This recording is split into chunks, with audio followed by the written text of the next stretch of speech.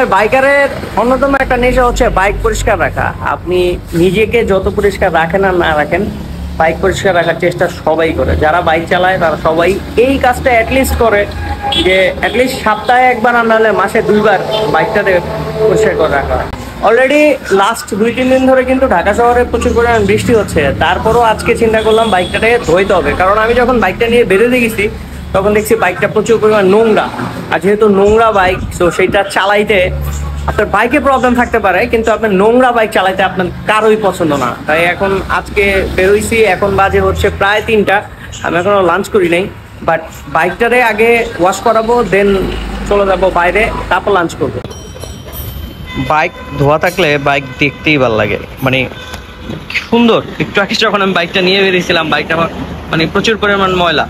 So if possible হয়তো প্রতিদিন bike ধোয়া বেরোতাম যখন বেরোয়ার আগে।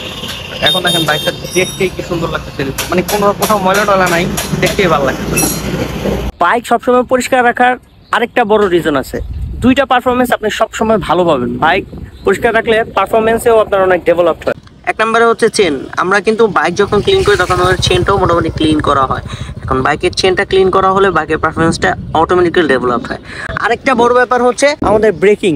আমাদের ব্রেকিংয়ে অনেক ডেভেলপমেন্ট হয়। এর একটা রিজন হচ্ছে যখন বাইকের ব্রেক প্যাডগুলোতে কাদা থাকে, কাদা থাকার কারণে যখন আমরা ব্রেক করি অনেক সময় ব্রেকটা স্লিপ করে। বাট যখন আপনার ব্রেক প্যাডে কাদা থাকবে না, বাইকটা যখন আপনি রেগুলার ধুবেন, ধোয়ার ফলে আপনার ব্রেক প্যাডে কাদা থাকবে না, আপনার যেই ব্রেক প্যাডটা আছে সেটাও লং লাস্ট। বাইক ময়লা থাকলে এই ব্রেক প্যাডের মুখগুলোর মধ্যে বালু ঢুকে, আর যখন এই প্লেটের সাথে ঘর্ষণ হয় তখন আমার প্লেটটাতেও ক্ষতি হয়, আর আমার যে ব্রেক প্যাডটা আছে সেটাও লং লাস্টিং করে না। আপনার বালু না গেলে, যদি কম বালু যায়, আপনার ব্রেক প্যাডটাও ভালো লাস্টিং করবে। এটা একটা বড় লংজিবিলিটিটা বাড়বে।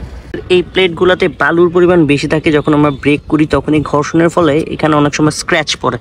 সো আমরা চেষ্টা করি যেন এই প্লেটগুলোতে দাগ না পড়ে। সো এই যেমন আমি অলওয়েজ চেষ্টা করি যেন এখানে বালু কম থাকে এবং দাগ না পড়ে। বাইকে প্রচুর পরিমাণ বিভিন্ন জায়গায় লোহা থাকে এবং অনেক ধাতব বস্তু থাকে। যখন অনেক দিন ওইখানে কাদা আটকায় থাকে না, তখন সেগুলো দেখা যাচ্ছে কি সেখানে মরিচা পড়ে যায়। তো সেইটার থেকে রক্ষা করার জন্য আমাদের বাইক রেগুলার ওয়াশ করা প্রয়োজন। আর আমি আজকে বের হইছি যেই জায়গায় এখন মানে ওয়েদারটা জোস, যদিও বৃষ্টি বৃষ্টি ভাব, পরিবেশটাই খুব ভালো লাগতেছে। খুব সুন্দর একটা পরিবেশ, ওয়েদারটাও খুব সুন্দর। কিন্তু সবচেয়ে বড় কথা হচ্ছে বাইক ধোয়াইছি, বৃষ্টি আসবে আসবে ভাব। যদি বৃষ্টি চলে আসে তাহলে একদম পুরো কাদা। মোটামুটি রাস্তায় তো যতটুকু ভিজা ছিল সেটার কারণে একটু কাদা তো লাগছেই, বাট যদি এখন সেটাকে পুরোপুরি ভিজায় ফেলাই তাহলে তো মনে করেন লাভ নেই, আজকে বাইক ধোয়াটাই বৃথা হবে। সো আজকে ভিডিওটি পর্যন্ত। ভিডিও ভালো লাগলে অবশ্যই লাইক বাটন ক্লিক করবেন, চ্যানেলটি সাবস্ক্রাইব করে না থাকলে অবশ্যই চ্যানেলটি সাবস্ক্রাইব করবেন। সবাইকে ধন্যবাদ। আসসালামু আলাইকুম।